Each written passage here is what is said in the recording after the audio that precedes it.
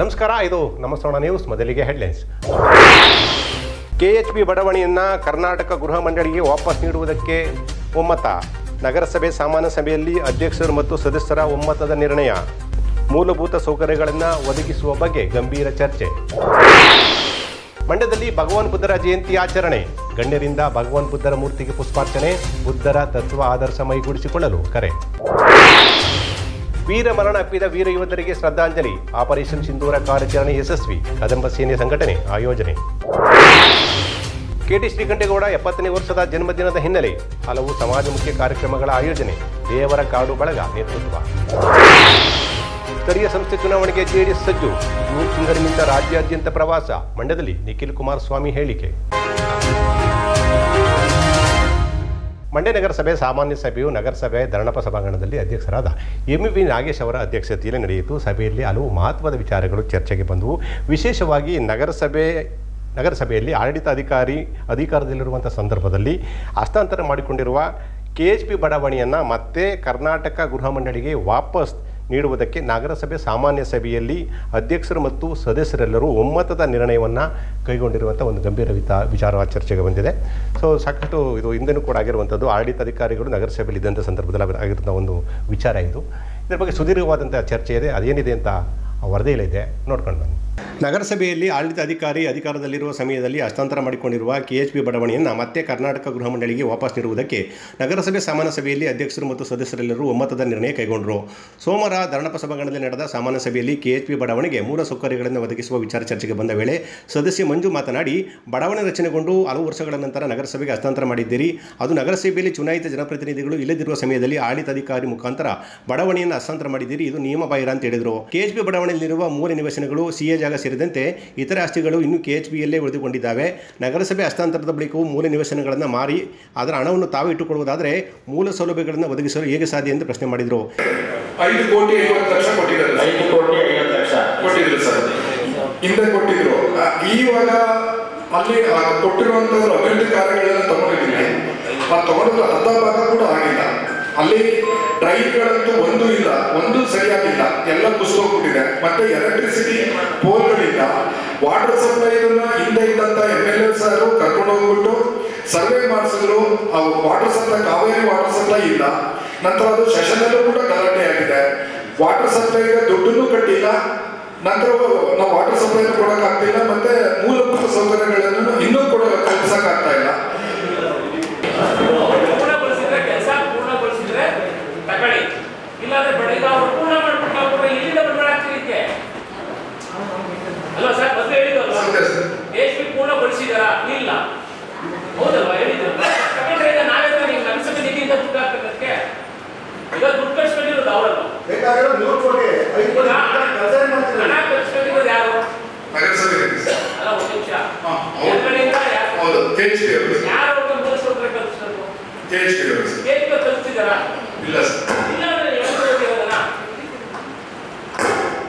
ಮೂಲ ಸೌಕರ್ಯ ಕೊಟ್ಟಿಲ್ಲ ಅಂದ್ರೆ ನಗರಸಭೆ ಕೊಡಕ್ಕಾಗತ್ತೆ ಅವ್ರಿಗೆ?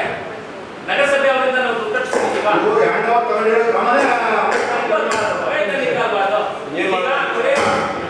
ನೀವು ಕಮಿಷನರು ಏಳವರು ಇದ್ದೀರಾ, ಇಂಜಿನಿಯರ್ಸ್ಗಳಿದ್ದೀರಾ, ಟೆಕ್ನಿಕಲ್ಸ್ ಇದ್ದೀರಾ, ವಾಟರ್ ಸೌಲಭ್ಯ ಇದೆಯಾ, ರಸ್ತೆ ಕೊಟ್ಟಿದ್ದೀರಾ, ಮೂಲಭೂತ ಸೌಕರ್ಯಗಳು ಕೊಟ್ಟಿದ್ದೀರಾ?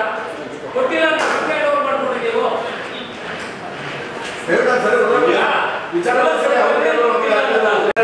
ಮಾಡಿ 6 ವರ್ಷ ತಗೊಳ್ಳೋದಕ್ಕೆ 12 ಮಾಡ್ಕೊಳ್ಳೋದ್ರಿಂದ ರಸ್ತೆ ಸಮಸ್ಯೆ ಇರ್ತದೆ. ಸಂಪೂರ್ಣ ಮಾಡ್ಕೊಂಡು ಮುಗಿಸ್ಬಿಡ್ತೀವಿ. ಈ KHP ಬಡಾವಣೆನ ಕಾಮಗಾರಿ ಮಾಡದೆ ನಿಲ್ಲಿಸ್ಕೊತೀರಿ ನೀವು. ಕೋಟಿ ಬೇಕಾಗುತ್ತೆ ಅಂತ ಅಂದಾಜು ಕೊಟ್ಟಿದ್ರು. ಯಾವ ಕೊಟ್ಟ ತಿಳಿಸ್ಕೊಂಡು ಯಾವ ಆಧಾರದ ಮೇಲೆ ಕೆಲಸ ಪ್ರಾರಂಭ ಮಾಡಿದ್ರೆ ಮತ್ತೆ ಇವಾಗ 16 ಕೋಟಿ ದುಡ್ಡು ಎಲ್ಲಿ ತರ್ತೀರಿ? ಇದಕ್ಕೆ ಗೃಹ ಮಂಡಳಿ ಸಹಾಯಕ ಇಂಜಿನಿಯರ್ ಲಾರೆನ್ಸ್ ಪ್ರತಿಕ್ರಿಯಿಸಿ, ಬಡಾವಣೆ ಹಸ್ತಾಂತರ ಸಮಯದಲ್ಲಿ 5.50 ಕೋಟಿ ರೂಪಾಯಿ ಹಾಗೂ ಒಳಚರಂಡಿ ನಿರ್ಮಾಣಕ್ಕೆ ಹಲವು ಲಕ್ಷ ರೂಪಾಯಿಗಳು ನೀಡಲಾಗಿತ್ತು ಎಂದಾಗ ಅಧ್ಯಕ್ಷ ನಾಗೇಶ್ ಮಧ್ಯೆ ಪ್ರವೇಶಿಸಿ, ನೀವು ಕೊಟ್ಟಿರುವ ಹಣ ಇವತ್ತಿನ ಹೆಸರು ದರದಲ್ಲಿ 4 ರಸ್ತೆಯನ್ನು ಮಾಡಲಾಗುವುದಿಲ್ಲ. ಗೃಹ ಮಂಡಳಿ ವತಿಯಿಂದ ಮಾಡಿರುವ ಕಾಮಗಾರಿಗಳು ಸಂಪೂರ್ಣ ಅವೈಜ್ಞಾನಿಕವಾಗಿದ್ದಾವೆ. ಪ್ರಾಧಿಕಾರದ ನಿಯಮದಲ್ಲಿರುವಂತೆ ಎಲ್ಲ ಪ್ರಕ್ರಿಯೆಗಳನ್ನು ಪೂರ್ಣಗೊಳಿಸಿ ಹಸ್ತಾಂತರ ಮಾಡಬೇಕಿತ್ತು. ಕಾನೂನುಬದ್ಧವಾಗಿ ಬಡಾವಣೆ ಹಸ್ತಾಂತರವಾಗಿರುವುದರಿಂದ ಅದನ್ನು ನಿಮಗೆ ವಾಪಸ್ ನೀಡುವುದಾಗಿ ಹೇಳಿದರು.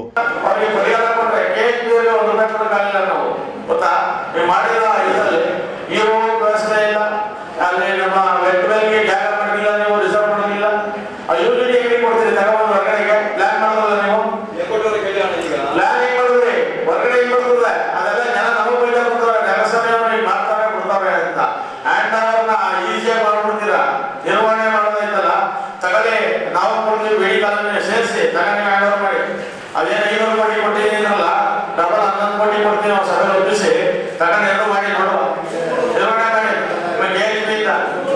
ಯುಜಿಡಿಗೆ ಸಪರೇಟ್ ಅದು 50 ಕೇಂದ್ರದಲ್ಲಿ ಯುಜಿಡಿಗೆ 79,000 ಸಪರೇಟ್ ಕೊಟ್ಟಿದ್ದೀವಿ. ಎಲ್ಲಿ ಮಾಸ್ಟರ್ ಮಾಡೋದಿದ್ರೆ 89 ಲಕ್ಷಕ್ಕೆ ಆಯ್ತದೆ ಅಂತ ಹೇಳಿದ್ರೆ ಬೇಕಾದ್ರೆ ನಾವು ಇನ್ನೊಂದು 11 ಲಕ್ಷ ಸೇರಿಸಿ 1 ಕೋಟಿ ಮಾಡುವ ಆಯ್ತದೆ. ವಾಟರ್ ಸಪ್ಲೈ 89 ಲಕ್ಷಕ್ಕೆ KHPದು ಈಚೆಗೆ ನೀವು ತಗೋಬೇಕು ಆಯ್ತದ 9.5 lakhs ಅಂತ ಇದೆ. actually 1.7.4 lakhs ಇದು portionate cost due to sales ಪೆಟ್ರೋಲ್ಗೆ ಯೂಸ್ ಆಪರ್ಚುನಿಟಿ ಕಾಸ್ಟ್ ತಗೊಂಡು ಮಾಡಿರೋದು ಸರ್. ಇವಾಗ 89.5 ಇದ್ದಾರೆ ಅದರದಕ್ಕೆ ಲಾಸ್ಟ್ ಮ್ಯಾನುವಲ್ ಇದ್ದ ಅಲ್ಲಿ ಲಿಂಕ್ ಮಾಡೋಕ್ಕೆ ಆಲ್ರೆಡಿ 64 lakhs ಎಸ್ಟಿಮೇಟ್ ಕೊಟ್ಟಿದ್ದೀವಿ. ಅದನ್ನು ಇನ್ನೂ ಅಮೌಂಟ್ ಇಲ್ಲ ಸರ್. ಸದಸ್ಯ ಮಂಜು ಮಾತನಾಡಿ ಇವತ್ತಿನ ದರದ ಪ್ರಕಾರ KHB ಬಡಾವಣೆಗೆ ರಸ್ತೆ, ಒಳಚರಂಡಿ, ಕುಡಿಯುವ ನೀರು ಸೇರಿದಂತೆ ಇತರ ಮೂಲಸೌಕರ್ಯಗಳನ್ನು ಕಲ್ಪಿಸಿಕೊಡಬೇಕು ಅಂತ ಒತ್ತಾಯಿಸಿದರು. ಕೊಳಚೆ ಮಂಡಳಿ ಅಧಿಕಾರಿ ನಾಗೇಂದ್ರ ಮಾತನಾಡಿ ಮಂಡ್ಯ ನಗರ ವ್ಯಾಪ್ತಿಗೆ ಕಳೆದ 5 ವರ್ಷಗಳಿಂದ ಸರ್ಕಾರದಿಂದ ನಯಾಪೈಸೆ ಹಣ ಕೂಡ ಬಂದಿಲ್ಲ, ನಾವು ಏನು ಮಾಡೋದು ಅಂತ ಅಸಹಾಯಕತೆ ವ್ಯಕ್ತಪಡಿಸಿದರು. ಆಗ ಮಧ್ಯಪ್ರವೇಶ ಮಾಡಿದ ಸದಸ್ಯ ಮಂಜು, ಕೊಳಗೇರಿ ಮಂಡಳಿ ನಗರದೊಳಗೆ ನಿಷ್ಕ್ರಿಯವಾಗಿದೆ, ಮಂಡಳಿಯಿಂದ ಸಡಸಾಗಿರುವ ಕಾಮಗಾರಿಗಳನ್ನು ಸಮಗ್ರ ತನಿಖೆಗೆ ಒಳಪಡಿಸುವಂತೆ ರಾಜ್ಯಪಾಲರಿಗೆ ಪತ್ರ ಬರೆಯುವಂತೆ ನಿರ್ಣಯ ಮಾಡುವಂತೆ ಸಭೆಯನ್ನು ಒತ್ತಾಯಿಸಿದಾಗ ಎಲ್ಲರೂ ಮೇಜು ಕುಟ್ಟಿ ಬೆಂಬಲ ಸೂಚಿಸಿದರು.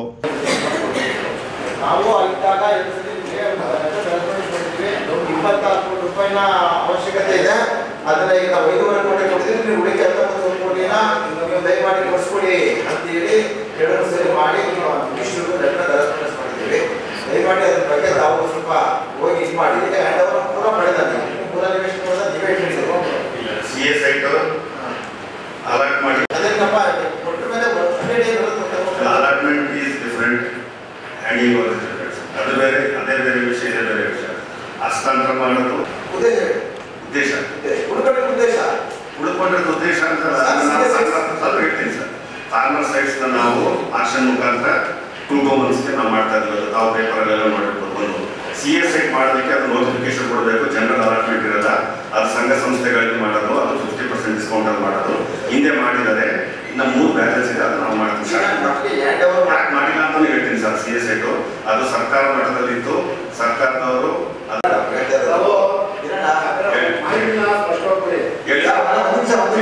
ನಾವು ನಮಗೆ 2019 ಹ್ಯಾಂಡ್ ಓವರ್ ಮಾಡಿ ಇಲ್ಲಿವರೆಗೂ ಎಷ್ಟು ಸೈಟ್ ಅಲಾಟ್ ಮಾಡಿ ಎಷ್ಟು ಅಮೌಂಟ್ ಬಂದಿದೆ ನಿಮಗೆ? ಆ ದುಡ್ಡೆಲ್ಲ ಏನು ಯಾವ ಥರ ರಿಲೈಸ್ ಮಾಡಿದ್ದೀವಿ? ಅದು ಕರ್ನಾಟಕ ಮಂಡಳಿ ಖಾತೆಗೆ ಹೋಗಿರುತ್ತೆ ಸರ್. ಕನ್ನಡ ಗೌರ್ಮೆಂಟ್ ಖಾತೆ. ಹಂಗಾದ್ರೆ ನೋಡಿ AW ಸಾಹೇಬ್ರೆ, ಇದ್ರ ಮೇಲೆ ನಾವು ಹೋರಾಟನೇ ಮಾಡಬೇಕಾಗುತ್ತೆ. ಯಾಕೆ ಅಂತಂದ್ರೆ ಇವು ಹೋರಾಟ ಮಾಡ್ಕೊಂಡು ಗೌರ್ಮೆಂಟ್ಗೆ ಬಡಿ ಕಳಿಸ್ತಾರೆ, ಆ ಏನೇ ಡೆವಲಪ್ಮೆಂಟ್ ನಾವೇ ಮಾಡಬೇಕಾಗ್ತದೆ. ಇನ್ನು ಮುಂದೆ ಏನೇ ಇದ್ರು ವಗೇರೆ ಇದ್ರೆ ವಾಪಸ್ ಆಗಿ ಅಧ್ಯಕ್ಷ ನಮ್ಮವರು ಹ್ಯಾಂಡ್ ಓವರ್ ಮಾಡಿಬಿಡೋದು ನಿಯಮ ಬಾಹಿರವಾಗಿದೆ. ಹಾಗಾಗಿ ಇದನ್ನ ಮೂಲ ಹ್ಯಾಂಡ್ ಓವರ್ ಮಾಡಲ್ಲ, ನೀವು ರಿಟರ್ನ್ ಮಾಡಿಸ್ತಾ ಇದೀವಿ ಅಂತೇಳಿ ಹ್ಯಾಂಡ್ ಓವರ್ ಆಗಿ ಹ್ಯಾಂಡ್ ಓವರ್ ಕಳಿಸಿ, ದಯಮಾಡಿ ಖಾತೆ ಮಾಡಿಬಿಡಿ, ಸ್ಟಾರ್ಟ್ ಮಾಡಿಸಿ. ನಿಯಮ ಮೇಲೆ ಅಧಿಕಾರಿ ಮಾಡ್ಬೋದಾ? ಆಡಳಿತ ಅಧಿಕಾರಿಗಳಿಗೆ ಅಷ್ಟೆಲ್ಲ ಇದೆಯಾ? ಡೆವಲಪ್ಮೆಂಟ್ ಮಾಡಿ ತಗೊಂಡು ಬಾಡಿ ಮೇಂಟೈನಲ್ಲಿ ನೀವು ಅಡ್ಮಿನಿಸ್ಟ್ರೇಷನ್ ಟರ್ಮಲ್ಲಿ ಕೆಲವೊಂದು ಆಗೋದೇ ಇಲ್ಲ ಅಂತ ಹೇಳ್ತೀನಿ. ಆಗಲ್ಲ, ಬೋರ್ಡ್ ಬರಬೇಕು ಅಂತ ಹೇಳ್ತೀನಿ. ಇಂಥ ಮೇಜರ್ ಇಶ್ಯೂಸ್ನ ನೀವು ಬೋರ್ಡ್ ಇದ್ದಂಗೆ ಡಿಸೈಡ್ ಮಾಡ್ತೀರಿ. ಬೋರ್ಡ್ ಇಟ್ಕೊಂತಾನೆ ಮಾಡ್ಬೇಕು ಇದನ್ನ, ಹೌದಲ್ವ ಹೇಳಿ? ನಿಮ್ಮ ಅಧ್ಯಕ್ಷರೇ, ಇವರು ತಿರ್ಗಾ ಮೂಲ ನಿವೇಶನಗಳು ಆಯ್ಕೆ ಮಾಡ್ತಾ ಇದ್ದಾರೆ, ದುಡ್ಡೆಲ್ಲ ಅಮೌಂಟ್ ಮಾಡ್ತಾ ಇದ್ದಾರೆ. ದಯಮಾಡಿ ನಮಗೆ ನಿಮ್ಮಲ್ಲಿ ಡೆವಲಪ್ಮೆಂಟ್ 2003ರಿಂದ ಇದುವರೆಗೆ MR ಆಗಿ ಬೆಳೆದು ರೈಲ್ವೆ ಸ್ಟೇಷನ್ ಹಾಳಾಗಿವೆ, UDD ಹಾಳಾಗಿವೆ. ಇದನ್ನ ನಮ್ಮ ಆಡಳಿತಾಧಿಕಾರಿ ಸಮಿತಿಯಲ್ಲಿ ನೇರವಾಗಿ ಇದನ್ನ ನಾವು ಹ್ಯಾಂಡ್ ಓವರ್ ಮಾಡಿದ್ರೆ ಹಾಗಾಗಿ ಒಪ್ಪುದಿಲ್ಲ ಅಂತೇಳಿ ನೀವು ಒಂದು ಲೆಟರ್ ಕರೆಸ್ಪಾಂಡೆನ್ಸ್ ಮಾಡಿ ಈಗ ಏನು ಖಾತೆಗಳು ಮಾಡ್ತಿದೆ ಯಥಾಸ್ಥಿತಿ ಹಂಗೆ ಮಾಡಿ ದಯಮಾಡಿ ಖಾತೆಗಳು ಮಾಡಕ್ಕೆ ಹೋಗ್ಬೇಡಿ. ಅದನ್ನ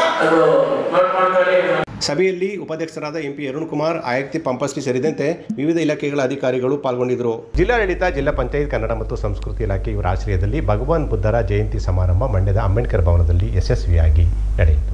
ಮಂಡ್ಯದ ಅಂಬೇಡ್ಕರ್ ಭವನದಲ್ಲಿ ನಡೆದ ಭಗವಾನ್ ಬುದ್ಧ ಜಯಂತಿ ಸಮಾರಂಭವನ್ನು ಬಂತೆ ಮನೋರಂಜಿತರವರು ಪುಷ್ಪಾರ್ಚನೆ ಮಾಡುವ ಮೂಲಕ ಉದ್ಘಾಟಿಸಿದರು. ನಂತರ ದೀಪ ಬೆಳಗುವ ಮೂಲಕ ಕಾರ್ಯಕ್ರಮಕ್ಕೆ ಚಾಲನೆ ನೀಡಲಾಯಿತು. ಕಾರ್ಯಕ್ರಮ ಕುರಿತು ಮಾತನಾಡಿದ ಜೀತವನ ಬುದ್ಧ ವಿಹಾರ ಸಂಸ್ಥೆಯ ಮುಖ್ಯಸ್ಥರಾದ ಪೂಜ್ಯ ಬಂತೆ ಮನೋರಂಜಿತರವರು ಭಗವಾನ್ ಬುದ್ಧರ ತತ್ವ ಆದರ್ಶಗಳನ್ನು ಪ್ರತಿಯೊಬ್ಬರು ಜೀವನದಲ್ಲಿ ಮೈಗೂಡಿಸಿಕೊಳ್ಳಬೇಕು ಅಂತ ಹೇಳಿದರು. ಹೇಳ್ಕೊಳ್ಬೇಕು ಅನ್ನೋದು ಹೆಚ್ಚಾಳಕ್ಕೆ ನಾವು ಇಂಡಿಯನ್ ಬುದ್ಧಿಸ್ಟ್ ಅಂತ ಹೇಳ್ಕೊಳ್ಬೇಕಾರೆ ಆಗ ಅಂದ್ಕೋಬೇಕಾದ್ರೆ ನಮ್ಗೆ ಏನು ಕ್ವಾಲಿಟಿ ಬೇಕು ಅಂದರೆ ಒಂದು ಪಂಚಶೀಲ ತಗೊಳ್ಬೇಕು, 2 ಮೆಡಿಟೇಷನ್ ಕಲಿಬೇಕು. ಪಂಚಶೀಲ ಇದೆಯಲ್ಲ, ಇದು ನಿಜವಾದ ಶಕ್ತಿ. ಅದು ಜಗತ್ತಿನಲ್ಲಿ ಬುದ್ಧ ಎನ್ಲೈಟನ್ಮೆಂಟ್ ಆದಾಗ ಒಂದು ಮಾತಾಡ್ತಾರೆ, ಏ ಮಾರ, I got enlightened, no force on this earth can do anything against me. ಅಂದರೆ ಜ್ಞಾನೋದಯ ಆದಮೇಲೆ ಅಷ್ಟು ಪವರ್ ಇರ್ತದೆ, ಅಷ್ಟು ವೈಬ್ರೇಷನ್ ಶಕ್ತಿ ಇರ್ತದೆ. ಹಾಗಾಗಿ ಅವರು ಮಾಸ್ಟರ್ಸ್ ಆಗಿರ್ತಾರೆ. ಅಪರ ಜಿಲ್ಲಾಧಿಕಾರಿಗಳಾದ ಬಿ ಸಿ ಶಿವಾನಂದ ಮೂರ್ತಿ ಮಾತನಾಡಿ, ಪ್ರತಿ ಮನುಷ್ಯನಿಗೂ ಕೂಡ ತತ್ವ ಆದರ್ಶಗಳು ಮುಖ್ಯವಾಗುತ್ತವೆ. ಭಗವಾನ್ ಬುದ್ಧರು ಆ ಹಾದಿಯಲ್ಲಿ ನಡೆದಿದ್ದಾರೆ. ಅವರ ಹಾದಿಯಲ್ಲಿ ಪ್ರತಿಯೊಬ್ಬರು ಕೂಡ ನಡೆಯುವ ಮೂಲಕ ಅವರ ಆದರ್ಶಗಳಿಗೆ ಗೌರವ ಕೊಡಬೇಕು ಅಂತ ಹೇಳಿದರು. ಬುದ್ಧ ಒಬ್ಬ ರಾಜನ ಮನೆತನದ ವ್ಯಕ್ತಿ, ರಾಜನಾಗಬೇಕಾಗಿದ್ದವರು, ರಾಜನಂತೆ ಅವರು ಆಳ್ವಿಕೆ ನಡೆಸಬೇಕಾದಂಥವರು, ಎಲ್ಲವೂ ಕೂಡ ಎಲ್ಲ ಸುಖ ಸಂಪತ್ತು ಎಲ್ಲವೂ ಕೂಡ ಇದ್ದಂಥ ಸಂದರ್ಭದಲ್ಲಿ ಅವರಿಗೆ ನಾನು ಇದರಲ್ಲೇನೋ ಕೊರತೆ ಇದೆ ಅನ್ನೋದನ್ನು ಕಾಡಿದಂಥ ಸಂದರ್ಭದಲ್ಲಿ ಅವರು ಆ ಕೊರತೆಯನ್ನು ನೀಗಿಸಲಿಕ್ಕೆ ಸಲುವಾಗಿ ಎಲ್ಲವನ್ನೂ ತ್ಯಜಿಸಿ, ಸಕಲ ಐಶ್ವರ್ಯವನ್ನು ಸಕಲ ಸಂಪತ್ತನ್ನು ತ್ಯಜಿಸಿ ಆ ಒಂದು ಅದನ್ನು ಆ ಅರಿವನ್ನು ಮೂಡಿಸ್ಕೋಬೇಕು ಅನ್ನೋ ನಿಟ್ಟಿನಲ್ಲಿ ಅವರು ಹೊರಡ್ತಾರೆ. ಸತತವಾಗಿ ಅವರು ಆ ಪರಿಶ್ರಮದ ಮೂಲಕ ಬುದ್ಧಗಯ ಬೋಧಿಕಡೆ ಅವ್ರಿಗೆ ಅರಿವಾಯಿತು ಅನ್ನೋ ನಿಟ್ಟಿನಲ್ಲೂ ಕೂಡ ನಾವೆಲ್ಲ ಕೇಳಿದ್ದೀವಿ, ಓದಿದ್ದೀವಿ ಅಂತಕ್ಕಂಥದ್ದು. ಕಾರ್ಯಕ್ರಮದಲ್ಲಿ ಕನ್ನಡ ಮತ್ತು ಸಂಸ್ಕೃತಿ ಇಲಾಖೆಯ ಸಹಾಯಕ ನಿರ್ದೇಶಕರಾದ ಬಿ ನಂದೀಶ್, ವಿಜಯಲಕ್ಷ್ಮಿ ರಘುನಂದನ್, ಶ್ರೀ ಕುಮಾರಿ ಸೇರಿದಂತೆ ಅನೇಕ ಗಣ್ಯರು ಹಾಜರಿದ್ದರು. ಆಪರೇಷನ್ ಸಿಂಧೂರ ಕಾರ್ಯಾಚರಣೆ ಸಂದರ್ಭದಲ್ಲಿ ವೀರ ಮರಣ ಅಪ್ಪಿ ದೇಶಕ್ಕಾಗಿ ಪ್ರಾಣತ್ಯಾಗ ಮಾಡಿದ ವೀರ ಯೋಧರಿಗೆ ಕದಂಬ ಸೇನೆ ವತಿಯಿಂದ ಮಂಡ್ಯದ ಜಯಚಾಮರಾಜೇಂದ್ರ ವೃತ್ತದಲ್ಲಿ ಶ್ರದ್ಧಾಂಜಲಿ ಸಲ್ಲಿಸಲಾಯಿತು. ಮಂಡ್ಯದ ಜಯಚಾಮರಾಜೇಂದ್ರ ವೃತ್ತದಲ್ಲಿ ಜಮಾವಣೆಗೊಂಡ ಕಾರ್ಯಕರ್ತರು ದೇಶಕ್ಕಾಗಿ ಪ್ರಾಣತ್ಯಜಿತ ವೀರ ಯೋಧರಿಗೆ ಗೌರವ ನಮನ ಮತ್ತು ಶ್ರದ್ಧಾಂಜಲಿ ಸಲ್ಲಿಸಿ ಪುಷ್ಪಾರ್ಚನೆ ಮಾಡಿದರು. ಈ ಸಂದರ್ಭದಲ್ಲಿ ಮಾತನಾಡಿದ ಆಡ್ಯ ರಮೇಶ್ ರಾಜು ಹಾಗೂ ಬೇಕರಿ ರಮೇಶ್ ರವರು ಭಾರತ ಹೆಮ್ಮೆಯ ಸುಪುತ್ರರಾದ ಲ್ಯಾನ್ಸ್ ನಾಯಕ್ ದಿನೇಶ್ ಕುಮಾರ್ ಶರ್ಮಾ, ವೀರ ಯೋಧರುಗಳಾದ ಹವಲ್ದಾರ್ ಸೂರಜ್ ಸಿಂಗ್, ಸಚಿನ್ ಯಾದವ್ ಮಾನಂಜೆ, ಕಮಲ್ ಕಾಂಬೋಜಿ, ಅಮುದ್ ಚೌಧರಿ, ಮುರಳಿ, ಇಂಪಿಯಾದ ಭಾರತೀಯ ಸೇನೆ ಸುಬೇದಾರ್ ಮೇಜರ್ ಪವನ್ ಕುಮಾರ್ ಹಾಗೂ 5 ನಾಗರಿಕರು ಸೇರಿದಂತೆ ಎಲ್ಲ ಹುತಾತ್ಮ ಯೋಧರುಗಳ ನಮನವನ್ನು ಮತ್ತು ತ್ಯಾಗವನ್ನು ಸ್ಮರಿಸುವುದಾಗಿ ಅವರು ಹೇಳಿದರು. ಜೈ ಜವಾನ್, ಜೈ ಜವಾನ್, ಜೈ ಕಿಸಾನ್, ಜೈ ಕಿಸಾನ್. ನಮಸ್ಕಾರ. ಆಕ್ರಮಿತ ಕಾಶ್ಮೀರವನ್ನು ಭಾರತಕ್ಕೆ ಹಸ್ತಾಂತರಿಸಬೇಕು. ಎಲ್ಲ ಉಗ್ರರನ್ನು ಹಸ್ತಾಂತರ ಮಾಡಲೇಬೇಕು. ಪಾಕಿಸ್ತಾನದಲ್ಲಿರುವ ಉಗ್ರ ಶಿಬಿರಗಳನ್ನು ಧ್ವಂಸ ಮಾಡಬೇಕು. ಕೇಂದ್ರ ಸರ್ಕಾರದ ಸ್ಪಷ್ಟವಾದ ಸಂದೇಶ, ಮಧ್ಯಸ್ಥಿಕೆ ಬೇಕಿಲ್ಲ ಅಂತ ಹೇಳಿದರು. ಏನಿದೆ ಅವ್ರದ್ದು, ಅವರೆಲ್ಲರೂ ಗಡಿ ಪಾರ್ ಮಾಡಬೇಕು ಅಂದ್ರೆ ಅವರೆಲ್ಲರೂ ಶಿಕ್ಷೆಗೆ ಒಳಪಡಿಸಬೇಕು. ಯಾಕೆಂದ್ರೆ ಇವತ್ತೊಂದು ಕ್ರೇಜ್ ಆಗ್ಬಿಟ್ಟಿದೆ. ಯಾರೋ ಒಬ್ಬ ಮಗ ಅಲ್ವಾ, ಅವನೇನು ಕೆಲಸ ಮಾಡ್ತಾನೆ, ಮಾಡ್ಲಿ ಬಿಡು ನಮ್ಗೇನು ಅನ್ನುವಂಥದ್ದೊಂದು ಕ್ರೇಜ್ ಆಗಿದೆ. ಅಲ್ಲ, ಯಾವನೇ ಅಲ್ಲಿ ಆ ಮನೆ ಒಳಗಡೆ ಒಬ್ಬ ಉಗ್ರ ಕ್ರಮಿಗೆ ಸಪೋರ್ಟ್ ಮಾಡ್ದ ಅಂದ್ರೆ ಇಡೀ ಮನೆಗೆ ಯಾವುದೇ ಸರ್ಕಾರದ ಸವಲತ್ತುಗಳು ಕೊಡಬಾರ್ದು. ದೇಶದಿಂದ ಗಡಿ ಪಾರ್ ಮಾಡಬೇಕು, ಕಠಿಣ ಶಿಕ್ಷೆ ಆಗಬೇಕು. ಆಗ ಆ ಮನೇಲಿ ಯಾವುದೋ ಒಬ್ಬ ಮಗ ದಾರಿ ತಪ್ತಾ ಇದ್ದಾನೆ ಅಂತ ಹೇಳಿದ್ರೆ ಇಡೀ ನಮ್ಮ ವಂಶ ಉಂಟಾಯ್ತದೆ ಅಂತೇಳಿ ಅವರೇ ಆ ಮಗನ ಸರಿ ದಾರಿ ತರ್ತಾರೆ. ಅದನ್ನ ಬಿಟ್ಬಿಟ್ಟು ನಮ್ಮ ಮಗ ಧರ್ಮದ ಕೆಲಸ ಮಾಡ್ತಾನೆ, ನಾವೆಲ್ಲ ನಮ್ಗೇನು ಗೊತ್ತಿಲ್ಲಪ್ಪ ಅಂತ ನಾಟಕ ಆಡುವಂಥದ್ದೊಂದು ಏನು ಸಂಸ್ಕೃತಿ ಇದೆ ನಮ್ಮ ದೇಶದೊಳಗೆ, ಈ ಸಂಸ್ಕೃತಿನ ಅಳಿಸ್ಲೇಬೇಕು. ಇದನ್ನ ಈ ನಾಡಿನ ಬಗ್ಗೆ, ಈ ದೇಶದ ಬಗ್ಗೆ ಪ್ರತಿಯೊಬ್ಬ ರಾಜಕಾರಣಿಯೂ ಕಾರಣರಾಗಬೇಕು. ನಮಗೆ ರಾಜಕಾರಣಿಗಳು ಆರೋಪ ಪ್ರತ್ಯಾರೋಪದಲ್ಲೇ ಕಾಲ ಕಳೀತಾ ಇದ್ರೆ ನಿಜವಾಗ್ಲೂ ನಿಮಗೆ ಜನ್ಮ ಕೊಟ್ಟ ತಂದೆ ತಾಯಿಗಳ ಆತ್ಮ ವಿಲಿ ವಿಲಿ ಅಂತ ಒದ್ದಾಡ್ತಾ ಇದೆ. ಇಂಥ ಮಗನಿಗೆ ನಾವು ಜನ್ಮ ಕೊಟ್ಟವಲ್ಲ ತಂದೆ ಅಂತ ಆರೋಪ ಎಲ್ಲ ಬಿಡಿ, ಅನಂತರ ಕುಸ್ತಿಯಾಡುವ ನಾವು ಈ ದೇಶ ಒಗ್ಗಟ್ಟಾಗಬೇಕು ಅನ್ನೋದು ವಿನಂತಿಸ್ಕೊಳ್ತಾ, ಹಾಗೆ ಈ ದೇಶ ಶಾಂತಿಯುತವಾಗಿ ಇರಬೇಕು ಅಂತಂದ್ರೆ ಈ ದೇಶಕ್ಕೋಸ್ಕರ ಪ್ರಾಣ ತ್ಯಾಗ ಮಾಡಿರುವಂತ ಮಹಾತ್ಮರು ಇವರೆಲ್ಲರೂ ಕೂಡ ಹೋರಾಡ್ಕೊಂಡು ಬಂದಿರೋದು. ಈಗ ಇಲ್ಲಿ ಹುತಾತ್ಮರಾಗಿರ್ತಕ್ಕಂಥವ್ರು ಬೇರೆ ಯಾರು ಅಲ್ಲ, ಅವರೆಲ್ಲ ನಮ್ಮ ಅಣ್ಣ ತಂದಿರೆ. ನಮಗಾಗಿ ಅವರು ಪ್ರಾಣವನ್ನು ತ್ಯಾಗ ಮಾಡಿದ್ದಾರೆ. ಅವ್ರು ಇದ್ದಾರೆ ಅಂತ ಹೇಳಿ ನಾವು ರಾತ್ರಿಯಲ್ಲಿ ಒಳ್ಳೆ ನೆಮ್ಮದಿಯಾಗಿ ನಿದ್ದೆ ಮಾಡ್ತಾ ಇದ್ದೀವಿ. ಹಾಗಾಗಿ ಅವರಿಗೆ ನಾವು ಗೌರವವನ್ನು ನಾವೆಲ್ಲ ಇಡೀ ದೇಶದಾದ್ಯಂತ ಸಲ್ಲಿಸಬೇಕು. ದೇಶದ ಒಳ ಹಿತಶತ್ರುಗಳು ಅತ್ಯಂತ ಅಪಾಯಕಾರಿಗಳು. ಇವರು ಮೀರ್ಸಾತಕ್ಕಳು, ಕಿತ್ತೂರು ಮಲ್ಲಪ್ಪ ಶೆಟ್ಟರ ವಂಶದವರು. ಇವರು ಭಯೋತ್ಪಾದಕರಿಗೆ, ಸಮಾಜಘಾತಕ ಶಕ್ತಿಗಳಿಗೆ ಆಶ್ರಯ ಬೆಂಬಲಕ್ಕೆ ನಿಂತಿದ್ದಾರೆ. ಇವರೇ ನಿಜವಾದ ದೇಶದ್ರೋಹಿಗಳು ಅಂತ ಅವರು ಹೇಳಿದರು. ಈ ಸಂದರ್ಭದಲ್ಲಿ ಹಿರಿಯ ಕವಿ doctor Pradeep Kumar Hebri, BM Appajappa, Joseph Ramu ಹಾಗೂ ಇನ್ನಿತರರು ಪಾಲ್ಗೊಂಡಿದ್ದರು. ಮುಂಬರುವ ಸ್ಥಳೀಯ ಸಂಸ್ಥೆ ಚುನಾವಣೆಗಳಲ್ಲಿ ಜೆಡಿಎಸ್ ಪಕ್ಷ ಹೆಚ್ಚು ಸ್ಥಾನಗಳನ್ನು ಗಳಿಸುವ ನಿಟ್ಟಿನಲ್ಲಿ ಜೂನ್ ತಿಂಗಳಿನಿಂದ ರಾಜ್ಯಾದ್ಯಂತ ಪ್ರವಾಸ ಹಮ್ಮಿಕೊಳ್ಳುವುದಾಗಿ ಜೆಡಿಎಸ್ ಯುವ ನಾಯಕ ನಿಖಿಲ್ ಕುಮಾರಸ್ವಾಮಿ ಮಂಡ್ಯದಲ್ಲಿ ತಿಳಿಸಿದರು. ಮಂಡ್ಯದಲ್ಲಿ ಬೇಸಿಗೆ ಶಿಬಿರ ಅಂತೇಳಿ ಚಿಣ್ಣರಿಗೋಸ್ಕರ 5 ದಿನದ ಒಂದು ಕಾರ್ಯಕ್ರಮವನ್ನು ಮಂಡ್ಯದ ಕಲಾಮಂದಿರದ ಇಂಡೋರ್ ಸ್ಟೇಡಿಯಂನಲ್ಲಿ ಆಯೋಜನೆ ಮಾಡಲಾಗಿತ್ತು. ಅದು ಹೆಚ್ಚು ಕಮ್ಮಿ ಜೆಡಿಎಸ್ ಅಂತಂದ್ರೂ ಕೂಡ ಅವರು ಹೇಳೋ ಪ್ರಕಾರ ಅದು ಪಕ್ಷಾತೀತವಂಥ ಕಾರ್ಯಕ್ರಮ ಅಂತ ನಿಖಿಲ್ ಕುಮಾರಸ್ವಾಮಿ ಹೇಳಿದರು. ಸೊ ಅವರ ತಂದೆ ಆರೋಗ್ಯದ ಬಗ್ಗೆ ಮಾತನಾಡಿದರು. ಕೊನೆಗೆ ಸುದ್ದಿಗಾರರು ಸ್ಥಳೀಯ ಸಂಸ್ಥೆ ಚುನಾವಣೆಗಳು ಬರ್ತಿದ್ದಾವೆ, ಕಾಂಗ್ರೆಸ್ನವರು ಎಲ್ಲ ಕಡೆ ಸಮಾವೇಶ ಮಾಡ್ತಿದ್ದಾರೆ, ನೀವೇನು ಮಾಡ್ತಿದ್ದೀರಿ ಅಂದಾಗ ಎಲ್ಲ ಹಿರಿಯರ ಮಾರ್ಗದರ್ಶನದಲ್ಲಿ, ದೇವೇಗೌಡರ ಮಾರ್ಗದರ್ಶನದಲ್ಲಿ ನಾವು ಶೀಘ್ರದಲ್ಲೇ ರಾಜ್ಯಾದ್ಯಂತ ಪ್ರವಾಸ ಮಾಡ್ತೀವಿ ಮತ್ತು ಸ್ಥಳೀಯ ಸಂಸ್ಥೆಯಲ್ಲಿ ಪಕ್ಷವನ್ನು ಸಂಘಟನೆ ಮಾಡುವ ನಿಟ್ಟಿನಲ್ಲಿ ಪ್ರಯತ್ನ ಮಾಡ್ತೀವಿ ಅಂತ ನಿಖಿಲ್ ಕುಮಾರಸ್ವಾಮಿ ತಿಳಿಸಿದರು. ಮಂಡ್ಯದಲ್ಲಿ ಸುದ್ದಿಗಾರರೊಂದಿಗೆ ಮಾತನಾಡಿದ ನಿಖಿಲ್ ಕುಮಾರಸ್ವಾಮಿ ಅವರು ಸ್ಥಳೀಯ ಸಂಸ್ಥೆ ಚುನಾವಣೆಯ ದಿನಾಂಕ ಶೀಘ್ರದಲ್ಲೇ ಪ್ರಕಟವಾಗುವ ಸಾಧ್ಯತೆ ಇದೆ. ಈ ಹಿನ್ನೆಲೆಯಲ್ಲಿ ಜೆಡಿಎಸ್ ಪಕ್ಷ ಜೂನ್ ತಿಂಗಳಿನಿಂದ ರಾಜ್ಯಾದ್ಯಂತ ಪ್ರವಾಸ ಕೈಗೊಳ್ಳಲಿದೆ ಅಂತ ಹೇಳಿದರು. ಮಾಜಿ ಪ್ರಧಾನಿಗಳಾದ ದೇವೇಗೌಡರ ಮಾರ್ಗದರ್ಶನದಲ್ಲಿ ಈ ಚುನಾವಣೆಯನ್ನು ಎದುರಿಸಲಿದ್ದೇವೆ. ಉನ್ನತ ಮಟ್ಟದಲ್ಲಿ ಪಕ್ಷ ಕಟ್ಟಲು ಸಭೆ ನಡೆಸಲಾಗುವುದು. ನಮ್ಮದೇ ಆದ ತಂಡವನ್ನು ಕಟ್ಟಿದ್ದೇವೆ. ಜೂನ್ ತಿಂಗಳಿನಿಂದ ರಾಜ್ಯಾದ್ಯಂತ ಪ್ರವಾಸ ಕೈಗೊಳ್ಳುತ್ತೇವೆ ಅಂತ ಹೇಳಿದರು. ಮಂಡ್ಯದಲ್ಲಿ 5 ದಿನಗಳ ಕಾಲ ಬೇಸಿಗೆ ಶಿಬಿರವನ್ನು ಹಮ್ಮಿಕೊಂಡಿದ್ದೇವೆ. ಇದು ವಿದ್ಯಾರ್ಥಿಗಳಿಗೆ ಅನುಕೂಲವಾಗಲಿದೆ. ನಮ್ಮ ಸಾಮಾಜಿಕ ಜಾಲತಾಣದ ಹುಡುಗರ ಇಚ್ಛಾಶಕ್ತಿಯ ಫಲವಾಗಿ ಈ ಕಾರ್ಯಕ್ರಮವನ್ನು ಹಮ್ಮಿಕೊಂಡಿದ್ದೇವೆ ಅಂತ ಅವರು ಹೇಳಿದರು. ಕಳೆದ 1 ತಿಂಗಳಿನಿಂದ ಚಿಂತನೆ ಮಾಡಿ 5 ದಿನದ ಶಿಬಿರವನ್ನು ಹಮ್ಮಿಕೊಂಡಿದ್ದೇವೆ. ಇದರಲ್ಲಿ ಸುಮಾರು ತಾಲೂಕಿನಿಂದ 320 ಮಂದಿ ಈಗ ಪಾಲ್ಗೊಂಡಿದ್ದಾರೆ. ಇನ್ನೂ ಹೆಚ್ಚಿನ ಸಂಖ್ಯೆಯಲ್ಲಿ ಪಾಲ್ಗೊಳ್ಳುವ ನಿರೀಕ್ಷೆ ಇದೆ ಅಂತ ಅವರು ಹೇಳಿದರು. ಎಚ್ ಡಿ ಕುಮಾರಸ್ವಾಮಿಯವರ ಆರೋಗ್ಯದ ಬಗ್ಗೆ ಸುದ್ದಿಗಾರರ ಪ್ರಶ್ನೆಗೆ ಉತ್ತರಿಸಿದ ಅವರು, ಕುಮಾರಸ್ವಾಮಿಯವರು ಆರೋಗ್ಯವಾಗಿದ್ದಾರೆ. ಇದೇ 14ರಂದು ನಡೆಯುವ ಕ್ಯಾಬಿನೆಟ್ ಸಭೆಯಲ್ಲೂ ಕೂಡ ಪಾಲ್ಗೊಳ್ಳಲಿದ್ದಾರೆ. ಅವರ ಆರೋಗ್ಯ ಉತ್ತಮವಾಗಿದೆ. ಯಾರು ಕೂಡ ಗಾಬರಿಯಾಗಬೇಕಾದ ಅವಶ್ಯಕತೆ ಇಲ್ಲ. ಅವರ ತಂದೆ ತಾಯಿ ಮಾಡಿರುವ ಕೆಲಸ ಮತ್ತು ಜನರ ಪ್ರೀತಿ ಕುಮಾರಸ್ವಾಮಿ ಅವರು ಯಾವಾಗಲೂ ಸೇವನೆಯಿಂದಿರ್ತಾರೆ ಅಂತ ಅವರು ಹೇಳಿದರು. ಚೆನ್ನಾಗಿದ್ದಾರೆ, ಡೆಲ್ಲಿನಲ್ಲಿದ್ದಾರೆ. 14ನೇ ತಾರೀಕು ಕ್ಯಾಬಿನೆಟ್ ಇದೆ. ಕ್ಯಾಬಿನೆಟ್ನ ಅಟೆಂಡ್ ಮಾಡ್ತಾರೆ. ಅವ್ರಿಗೆ ಒಂದು ಶ್ರೀರಕ್ಷೆಯಾಗಿ ಅವರ ಒಂದು ಆರೋಗ್ಯವನ್ನು ಕಾಪಾಡುತ್ತೆ ಅಂತಕ್ಕಂಥದ್ದು ಒಂದಾದರೆ, ಮತ್ತು ನಾಡಿನ ಜನತೆಯ ಪ್ರತಿನಿತ್ಯ ಅವರ ಆರೈಕೆ ಪ್ರೀತಿ ಸನ್ಮಾನ್ಯ ಕುಮಾರಣ್ಣ ಅವರ ಆರೋಗ್ಯದಲ್ಲಿ ಏನಾದರೂ ಸಣ್ಣ ಪುಟ್ಟ ಏರುಪೇರುಗಳಾಗಿದ್ದರೆ ಎಲ್ಲವೂ ಕೂಡ ಸರಿ ಹೋಗಲಿ ಅಂತಕ್ಕಂಥದ್ದು ಅವರ ಪ್ರಾರ್ಥನೆ ಏನಿದೆ. ಆ ಪ್ರಾರ್ಥನೆಗೆ ಖಂಡಿತವಾಗ್ಲೂ ಏನೂ ಆಗೋದಿಲ್ಲ. ಸನ್ಮಾನ್ಯ ಕುಮಾರಣ್ಣ ಅವ್ರಿಗೆ ಚೆನ್ನಾಗಿದ್ದಾರೆ. ಯಾವುದೇ ಆರೋಗ್ಯದಲ್ಲಿ ಏನೂ ಸಮಸ್ಯೆ ಇಲ್ಲ. ಈ ಸಂದರ್ಭದಲ್ಲಿ ಮಾಜಿ ಸಚಿವರಾದ ಸಿ.ಎಸ್. ಪುಟ್ಟರಾಜು, ಮಾಜಿ ಶಾಸಕ ಡಾಕ್ಟರ್ ಕೆ. ಅನ್ನದಾನಿ, ರಾಮಚಂದ್ರು, ಡಿ. ರಮೇಶ್ ಸೇರಿದಂತೆ ಇನ್ನಿತರರಿದ್ದರು. ದೇವರಕಾಡು ಬಳಗದ ವತಿಯಿಂದ ವಿಧಾನ ಪರಿಷತ್ ಮಾಜಿ ಸದಸ್ಯರಾದ ಕೆ.ಟಿ. ಶ್ರೀಕಂಠೇಗೌಡರವರ 70ನೇ ವರ್ಷದ ಹುಟ್ಟುಹಬ್ಬದ ಪ್ರಯುಕ್ತ ವಿವಿಧ ಸೇವಾ ಕಾರ್ಯಕ್ರಮಗಳು ಮಂಡ್ಯ ನಗರದ ಸುಭಾಷ್ ನಗರದಲ್ಲಿರುವ ದೇವರಕಾಡು ಉದ್ಯಾನವನದಲ್ಲಿ ಅರ್ಥಪೂರ್ಣವಾಗಿ ಜರುಗಿದವು. ದೇವರಕಾಡು ಬಳಗದ ವತಿಯಿಂದ ವಿಧಾನ ಪರಿಷತ್ನ ಮಾಜಿ ಸದಸ್ಯರಾದ ಕೆ.ಟಿ. ಶ್ರೀಕಂಠೇಗೌಡ ಅವರ 70ನೇ ವರ್ಷದ ಹುಟ್ಟುಹಬ್ಬದ ಪ್ರಯುಕ್ತ ವಿವಿಧ ಸೇವಾ ಕಾರ್ಯಕ್ರಮವು ಮಂಡ್ಯ ನಗರದ ಸುಭಾಷ್ ನಗರದಲ್ಲಿರುವ ದೇವರಕಾಡು ಉದ್ಯಾನವನದಲ್ಲಿ ಯಶಸ್ವಿಯಾಗಿ ನಡೆಯಿತು. ಕಾರ್ಯಕ್ರಮದ ಅಂಗವಾಗಿ ಪೌರ ಕಾರ್ಮಿಕರಿಗೆ ಅಭಿನಂದನೆ, ಔಷಧಿ ಸಸಿಗಳ ವಿತರಣೆ ಹಾಗೂ ಸ್ವಸಹಾಯ ಸಂಘದ ಪ್ರತಿನಿಧಿಗಳಿಗೆ ಗೌರವ ಸಮರ್ಪಣೆ ಕಾರ್ಯಕ್ರಮಕ್ಕೆ ಕೆ.ಟಿ. ಶ್ರೀಕಂಠೇಗೌಡ ಹಿತೈಷಿಗಳು ಚಾಲನೆ ನೀಡಿದರು. ಕೆ.ಟಿ. ಶ್ರೀಕಂಠೇಗೌಡ ಹಿತೈಷಿಗಳು ಅಭಿಮಾನಿಗಳು ತಮ್ಮ ನೆಚ್ಚಿನ ನಾಯಕನಿಗೆ ಅಭಿನಂದಿಸಿ ಸಿಹಿ ತಿನಿಸಿ ಸಂಭ್ರಮಿಸಿದರು. ಬಳಿಕ ಮಾತನಾಡಿದ ಕೆ.ಟಿ. ಶ್ರೀಕಂಠೇಗೌಡರು, ದೇವರಕಾಡು ಬಳಗದ ವತಿಯಿಂದ ನನ್ನ 70ನೇ ವರ್ಷದ ಹುಟ್ಟುಹಬ್ಬವನ್ನು ಪೌರ ಕಾರ್ಮಿಕರಿಗೆ ಅಭಿನಂದನೆ, ಔಷಧಿ ಸಸಿಗಳ ವಿತರಣೆ ಹಾಗೂ ಸ್ವಸಹಾಯ ಸಂಘದ ಪ್ರತಿನಿಧಿಗಳಿಗೆ ಗೌರವ ಸಮರ್ಪಣೆ ಮಾಡುವುದರ ಮೂಲಕ ಅರ್ಥಪೂರ್ಣವಾಗಿ ಆಚರಿಸಿರುವುದು ನನಗೆ ಸಂತಸ ತಂದಿದೆ ಅಂತ ಹೇಳಿದರು.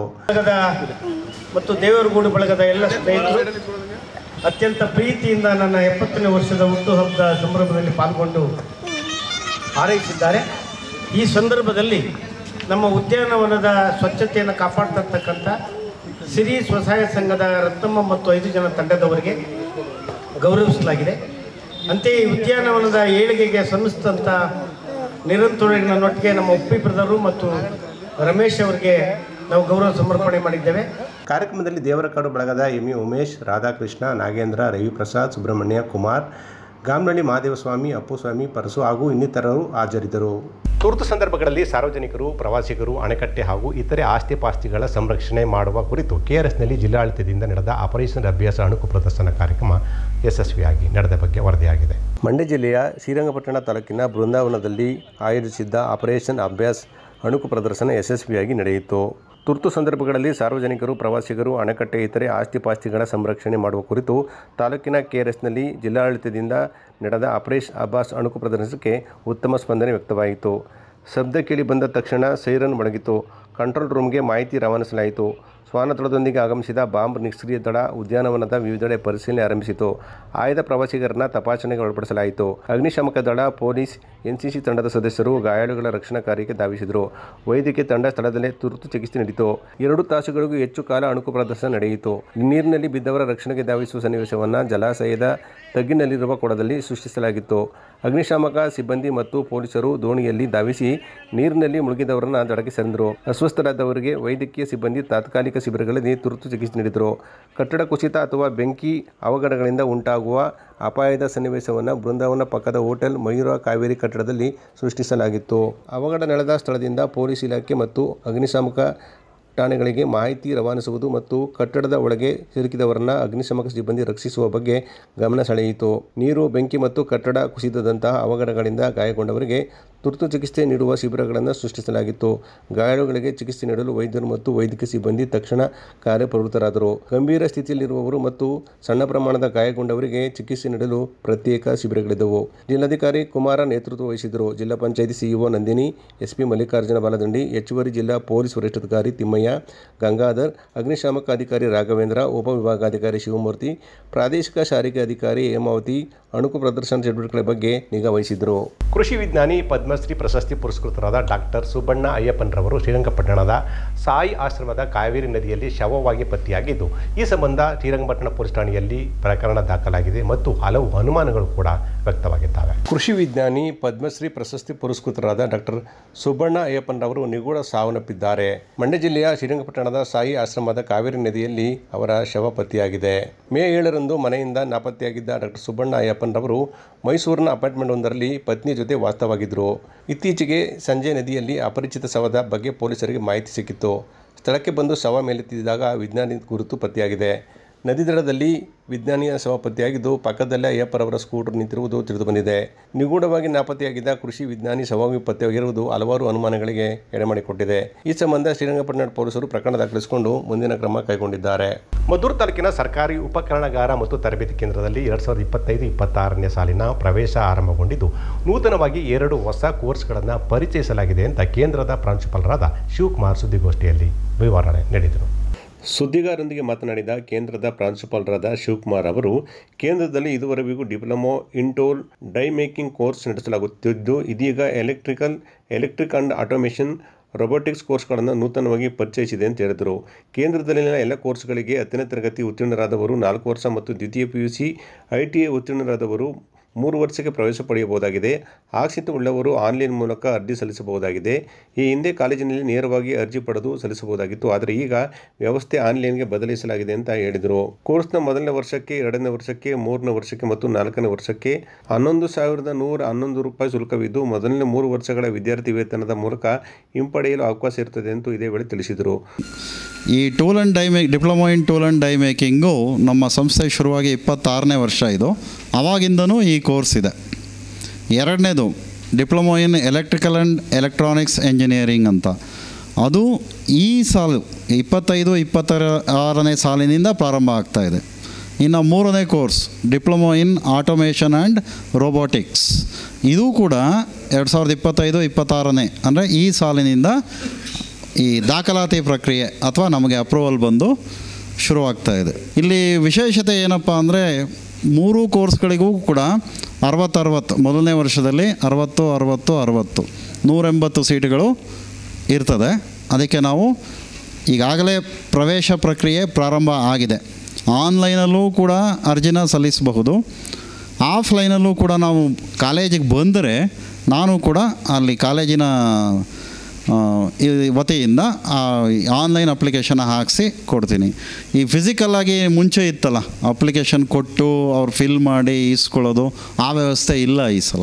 ಉಚಿತವಾಗಿರ್ತದೆ ಆನ್ಲೈನ್ ಅಪ್ಲಿಕೇಶನ್ ಹಾಕೋದು ಕಾಲೇಜಿನಲ್ಲಿ. ಈ ಕಳೆದ ಸಾಲಲ್ಲಿ ಅಥವಾ ಹಿಂದಿನ ವರ್ಷಗಳಲ್ಲಿ ಅಪ್ಲಿಕೇಶನ್ಗೆ ಫೀಸ್ ತೊಗೋತಾ ಇದ್ವಿ.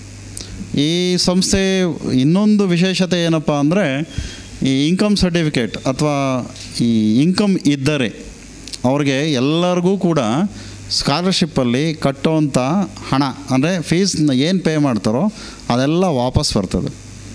ಆಲ್ಮೋಸ್ಟ್ ಅಲ್ಲಿ ಒಂದು 90% ವಾಪಸ್ ಬರ್ತದೆ, ಎಲ್ಲ ಒಂದು 10% ಬರೋದಿಲ್ಲ. ಸೊ ಇನ್ನು ಕಾಲೇಜಿನ ವ್ಯವಸ್ಥೆ ಬಗ್ಗೆ ಹೇಳಬೇಕು ಅಂದರೆ, ಒಂದು ಇಂಟರ್ನ್ಯಾಷನಲ್ ಸ್ಟ್ಯಾಂಡರ್ಡ್ಗೆ ಅಥವಾ ನ್ಯಾಷನಲ್ ಸ್ಟ್ಯಾಂಡರ್ಡ್ಸ್ಗೆ ಏನಿರಬೇಕೋ, ಏನು ಮೆಷಿನರೀಸ್ ಆಗ್ಬೋದು, ಎಕ್ವಿಪ್ಮೆಂಟ್ಸ್ ಆಗ್ಬೋದು, ಕಾಲೇಜಿನ ಬಿಲ್ಡಿಂಗ್ ಆಗಿರ್ಬೋದು, ಕ್ಲಾಸ್ ರೂಮ್ ವಾತಾವರಣ ಆಗಿರ್ಬೋದು, ಕಂಪ್ಯೂಟರ್ಸ್ ಆಗಿರಬಹುದು, ಅಥವಾ ನುರಿತ ಅಧ್ಯಾಪಕರುಗಳು ಅಥವಾ ನುರಿತ ಇನ್ಸ್ಟ್ರಕ್ಟರ್ಗಳು ಎಲ್ಲರೂ ಕೂಡ ಎಲ್ಲ ರೀತಿಯಿಂದನೂ ಸುಭಿಕ್ಷವಾಗಿದೆ. ಗೋಷ್ಠಿಯಲ್ಲಿ ಉಪನ್ಯಾಸಕರಾದ ನರೇಂದ್ರ ಬಾಬು, ಶರತ್ರಾಜ್ ಅರಸ್ ಇದ್ದರು. ಮಳವಳ್ಳಿ ಪಟ್ಟಣದ ಟಿಪಿಸಿಎಂಎಸ್ ಆವರಣದಲ್ಲಿ ಕಾಂಗ್ರೆಸ್ ಕಾರ್ಯಕರ್ತರ ಸಭೆ ಯಶಸ್ವಿಯಾಗಿ ನಡೆದ ಬಗ್ಗೆ ವರದಿಯಾಗಿದೆ. ಸಭೆಯಲ್ಲಿ ಸಚಿವ ಚೆಲುವರಾಯಸ್ವಾಮಿ, ಶಾಸಕರಾದ PM ನರೇಂದ್ರ ಸ್ವಾಮಿ ಸೇರಿದಂತೆ ಅನೇಕ ಗಣ್ಯರು ಮತ್ತು ಕಾರ್ಯಕರ್ತರು ಪಾಲ್ಗೊಂಡಿದ್ದಾರೆ. ಸಮಾವೇಶದಲ್ಲಿ ಮುಂಬರುವ ಸ್ಥಳೀಯ ಸಂಸ್ಥೆ ಚುನಾವಣೆ, ರಾಜ್ಯದಲ್ಲಿ ಕಾಂಗ್ರೆಸ್ ಪಕ್ಷದ ಬಲವರ್ಧನೆ ಮತ್ತು ವಿರೋಧ ಪಕ್ಷಗಳ ಆರ್ಭಟ ಇತ್ಯಾದಿ ವಿಚಾರಗಳ ಬಗ್ಗೆ ಸುದೀರ್ಘವಾಗಿ ಚರ್ಚೆ ನಡೆದಿದೆ. ಚೆಲುವರಾಯಸ್ವಾಮಿ ಸಾಕಷ್ಟು ವಿಚಾರಗಳನ್ನು ಮಾತನಾಡಿದ್ದಾರೆ. ಏನು ಮಾತನಾಡಿದ್ದಾರೆ ಒಂದು ವರದಿ ಇದೆ, ನೋಡ್ಕೊಂಡು ಬನ್ನಿ. ಮಳವಳ್ಳಿ ಪಟ್ಟಣದಲ್ಲಿ ನಡೆದ ಕಾಂಗ್ರೆಸ್ ಕಾರ್ಯಕರ್ತರ ಬೃಹತ್ ಸಭೆಯನ್ನು ಜ್ಯೋತಿ ಬೆಳಗಿಸುವ ಮೂಲಕ ಸಚಿವ ಚೆಲುವರಾಯಸ್ವಾಮಿ ಚಾಲನೆ ನೀಡಿದರು. ನಂತರ ಮಾತನಾಡಿದ ಚೆಲುವರಾಯಸ್ವಾಮಿ, ಕಾಂಗ್ರೆಸ್ ಪಕ್ಷ ಮತ್ತಷ್ಟು ಬಲಪಡಿಸುವ ನಿಟ್ಟಿನಲ್ಲಿ ಕಾಂಗ್ರೆಸ್ ಕಾರ್ಯಕರ್ತರಿಗೆ ಕರೆ ನೀಡಿದರು. ಕುಮಾರಸ್ವಾಮಿ ಅತ್ಯಂತ ಬುದ್ಧಿವಂತರು, ಮಾತಿನಲ್ಲಿ ಮಾತ್ರ ಶೂರರು, ಟವಲ್ ಹಿಡಿದು ಕಣ್ಣೀರಾಕೊಂಡು ಎದೆ ಮೇಲೆ ಕೈ ಇಟ್ಕೊಂಡು ನಿಮ್ಮನ್ನು ಮಂಕ್ ಮಾಡ್ತಾರೆ ಅಂತ ವ್ಯಂಗ್ಯವಾಡಿದರು. ಇವತ್ತು ದೇಶದಲ್ಲಿ ಪಾಕಿಸ್ತಾನದ ಮೇಲೆ ಯುದ್ಧ ನಡೆಯುತ್ತಿದೆ. ನಮ್ಮ ಪಕ್ಷ ರಾಷ್ಟ್ರೀಯ, ರಾಜ್ಯ ನಾಯಕರು ಕೇಂದ್ರ ಸರ್ಕಾರದ ಪರ ನಿಂತಿದ್ದೇವೆ.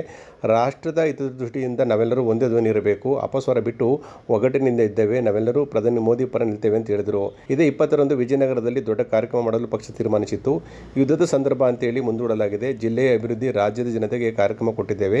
ಸ್ಥಳೀಯ ಚುನಾವಣೆ ಬರ್ತಿದೆ, ಎಲ್ಲರೂ ಸಹ ಸಜ್ಜಾಗಬೇಕು. ನಮ್ಮನ್ನು ಗೆಲ್ಲಿಸಿದ ನಿಮ್ಮ ಪರ ನಿಲ್ಲುವುದು ನಮ್ಮ ಕರ್ತವ್ಯ ಅಂತ ಚೆಲುವರಾಯಸ್ವಾಮಿ ಹೇಳಿದರು. ಮತ್ತೆ ನಾವೆಲ್ಲರೂ ಎಳೆಯುವಂಥದ್ದು ಅವಶ್ಯಕತೆ ಇಲ್ಲ. ಒಂದು, ಇವತ್ತು ದೇಶದಲ್ಲಿ ಪಾಕಿಸ್ತಾನದ ಮೇಲೆ ಯುದ್ಧ ನಡೀತಾ ಇದೆ. ನಮ್ಮ ಪಕ್ಷ, ನಮ್ಮ ಪಕ್ಷದ ರಾಷ್ಟ್ರೀಯ ನಾಯಕರು, ಎಲ್ಲರೂ ರಾಜ್ಯದ ನಾಯಕರು, ಮುಖ್ಯಮಂತ್ರಿಗಳು ಸೇರಿದಾಗೆ ನಾವೆಲ್ಲರೂ ಕೇಂದ್ರದ ಸರ್ಕಾರ ತಗೊಳ್ಳೋ ತೀರ್ಮಾನವನ್ನು ನಾವೆಲ್ಲರೂ ಬೆಂಬಲಿಸಿದ್ದೀವಿ, ಅವ್ರ ಜೊತೆ ನಿಲ್ತೀವಿ ಅನ್ನೋ ಘೋಷಣೆ ಮಾಡಿದ್ವಿ. ರಾಷ್ಟ್ರದ ದೃಷ್ಟಿಯಿಂದ, ಭದ್ರತಾ ದೃಷ್ಟಿಯಿಂದ ನಾವೆಲ್ಲರೂ ಒಂದೇ ವಾಯ್ಸ್ ಇರಬೇಕು. ಅದರಲ್ಲಿ ಏನೇ ವ್ಯತ್ಯಾಸ ಬೇರೆ ಬೇರೆದಲ್ಲಿದ್ದರೂ, ಆಡಳಿತದ ಸಂದರ್ಭದಲ್ಲಿ ಬೇರೆ ಬೇರೆದಲ್ಲಿ, ಮತ್ತು ದೇಶದ ವಿಚಾರ ಬಂದಾಗ ನಾವೆಲ್ಲರೂ ಸಹ ಒಗ್ಗಟ್ಟಾಗಿ ನಿಲ್ಲೋದಷ್ಟೇ. ಈ ಸಂದರ್ಭದಲ್ಲಿ ನಾವು ಅಪಸ್ವರವನ್ನು ಮಾತನಾಡ್ತಕ್ಕಂಥದ್ದು, ತಪ್ಪುಗಳು ನೋಡತಕ್ಕಂಥದ್ದು ಸೂಕ್ತ ಅಲ್ಲ ಅನ್ನೋ ಒಂದು ನಿರ್ಧಾರವನ್ನು ನಾವೆಲ್ಲರೂ ತಗೊಂಡಿದ್ದೀವಿ. ನಾವೆಲ್ಲರೂ ಸಹ ಮೋದಿಯವರ ಸರ್ಕಾರ ಪಾಕಿಸ್ತಾನದ ವಿಚಾರದಲ್ಲಿ ತಗೊಳ್ಳೋ ತೀರ್ಮಾನಕ್ಕೆ ನಾವೆಲ್ಲರೂ ಬದ್ಧರಾಗಿದ್ದೀವಿ. ನಾವೆಲ್ಲರೂ ಅವ್ರ ಜೊತೆ ನಿಂತಿದ್ದೀವಿ.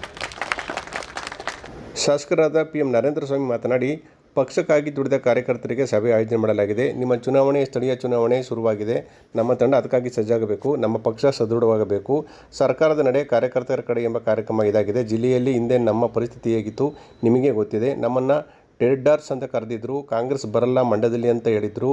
ತಲೆತ್ತಿ ತಿರುಗಾಡೋಕ್ಕಾಗೋದಿಲ್ಲ ಅಂತ ಹೇಳಿದರು. ಆದರೆ ಚೆಲುವರಾಯಸ್ವಾಮಿ ಅವರು ನಮ್ಮ ಪಕ್ಷಕ್ಕೆ ಬಂದು ಅವತ್ತಿನಿಂದ ಒಗ್ಗಟ್ಟಿನಿಂದಿದ್ದೇವೆ.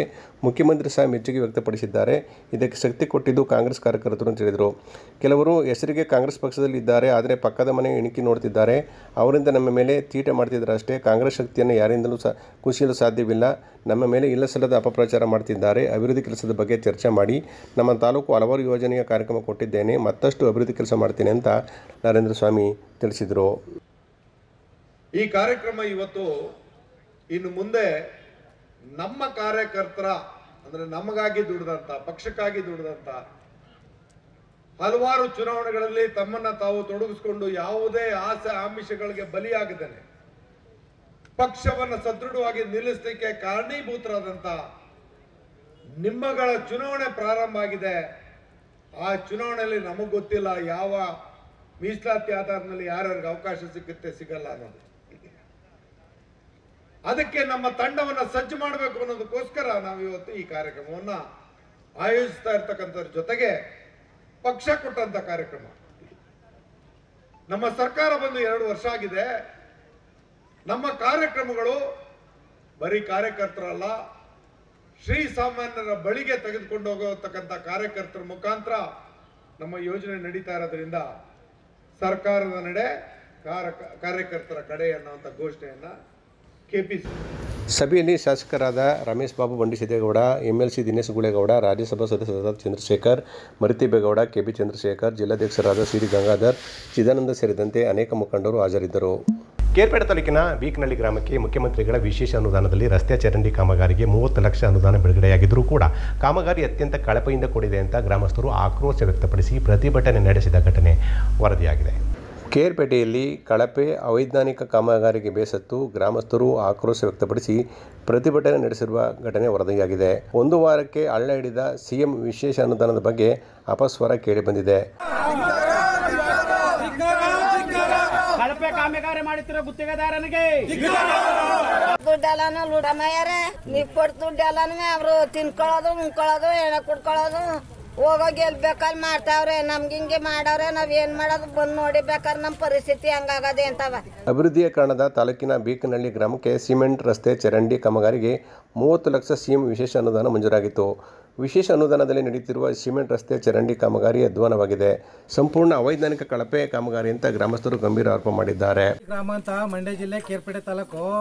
ಇಲ್ಲಿ ನಮ್ಮ ಸಿದ್ದರಾಮಯ್ಯನ ಅನುದಾನದಲ್ಲಿ 30 ಲಕ್ಷದ ಕಾಂಕ್ರೀಟ್ ರಸ್ತೆ ಕೊಟ್ಟವ್ರೆ. ಅಂದರೆ ನಮ್ಮ ಊರಿಗೆ ಇದುವರೆಗೂ ಯಾವ ಕೆಲಸ ಅಂತೂ ಆಗಿಲ್ಲ. ಇದು ಬಂದದ್ದು ಏನೋ ಒಂದು ಒಳ್ಳೆದಲ್ಲಿ ಅಂದ್ಬಿಟ್ಟು ನಾವು ಯಾರು ನಮ್ಮೂರು ಗ್ರಾಮದವರು ಅವ್ನು ಹೆಂಗೆ ಮಾಡಿದ್ರು ಮಾಡಲಿ ಒಂದು ಒಳ್ಳೆದಲ್ಲಿ ಅನ್ನೋ ಲೆಕ್ಕಾಚಾರಕ್ಕೆ ಒಬ್ಬರು ಕೇಳಿಲ್ಲ ಅವನ್ನ. ಆ ಕೇಳಿದಾರ ಬೇಜವಾಬ್ದಾರಿ ಕಾಂಟ್ರಾಕ್ಟರ್ ದಿನೇಶ ಒಂದು ದಿವಸ ಬಂದು ಇದು ಮಾಡಿಲ್ಲ. ಒಂದು ಟಿಪ್ಪರು ಜಲ್ಲಿ ಒಂದು ಟಿಪ್ಪರು ಎಂಚಂಡ್ಗೆ 4-5 ಮೂಟೆ ಸಿಮೆಂಟ್ ಹಾಕವನೆ ನೋಡಿ ಹೋಯ್ತೈತೆ.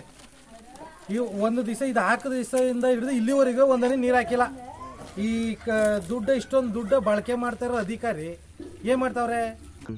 ಕೆಲಸ ಮಾಡೋರಿಗೆ ಕೊಟ್ಟ ಮೇಲೆ ಲಂಚ ಕೊಟ್ಟವ್ರೆ. ಲಂಚ ಕೊಟ್ಟರು ಕೆಲಸ ಮಾಡಿಲ್ಲ. ಮಾಡಿದ್ರೆ ಹೇಳ್ತಾರೆ ರೋಡ್ ಹಾಕ್ತೀನಿ, ಒಂದು ದಿನಕ್ಕೆ 3 ಸಲ ನೀರು ಹಾಕ್ತೀನಿ, ನೀರು ಹಾಕಿಲ್ಲ. ಕಳಪೆ ಕಾಮಗಾರಿ ಬಗ್ಗೆ ಮನವಿ ಮಾಡಿದರು ಕೆಆರ್ಎನ್ದ ಅಧಿಕಾರಿಗಳು ಹಾಗೂ ಹಣದಾಸೆಗೆ ಗುತ್ತಿಗೆದಾರ ಅಧಿಕಾರಿಗಳು ಸಾಮೀಲು ಅಂತ ಗ್ರಾಮಸ್ಥರು ಕಿಡಿಕಾರಿದ್ದಾರೆ. ಕಳಪೆ ಮತ್ತು ವೈಜ್ಞಾನಿಕ ಕಾಮಗಾರಿಗೆ ಕೈಗೊಂಡಿರುವ ಗುತ್ತಿಗೆದಾರ ಮತ್ತು ಅಧಿಕಾರಿಗಳ ವಿರುದ್ಧ ಆಕ್ರೋಶ ವ್ಯಕ್ತಪಡಿಸಿ ಅವರ ವಿರುದ್ಧ ಸೂಕ್ತ ಕ್ರಮ ಕೈಗೊಳ್ಳಬೇಕು ಅಂತ ಒತ್ತಾಯ ಮಾಡಿದ್ದಾರೆ.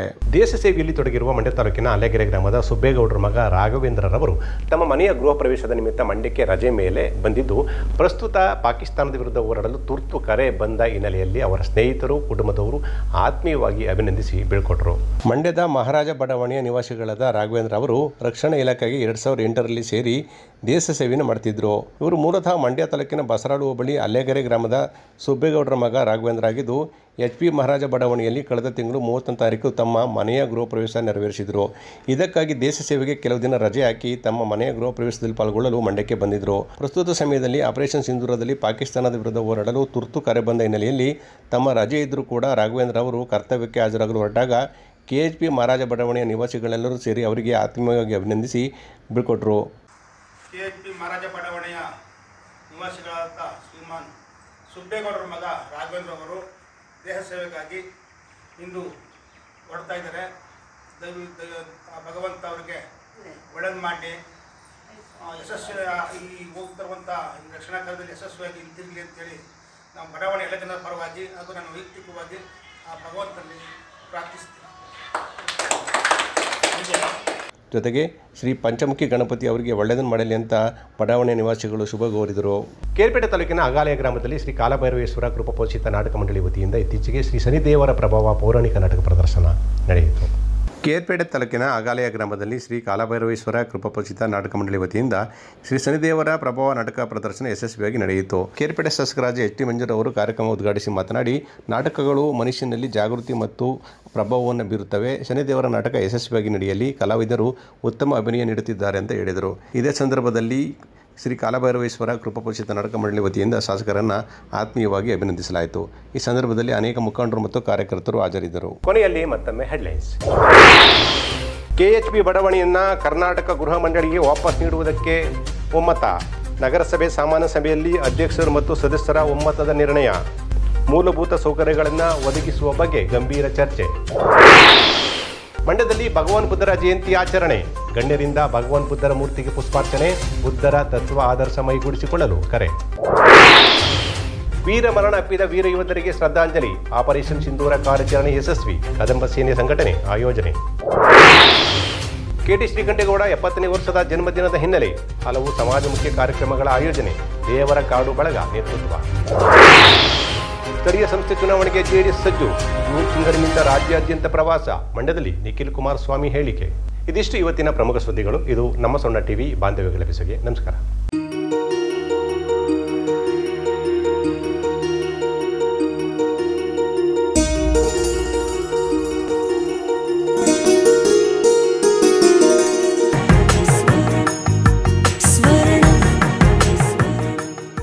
ಸ್ವರ್ಣ, ಇದು ಬಾಂಧವ್ಯಗಳ ಬೆಸುಗೆ.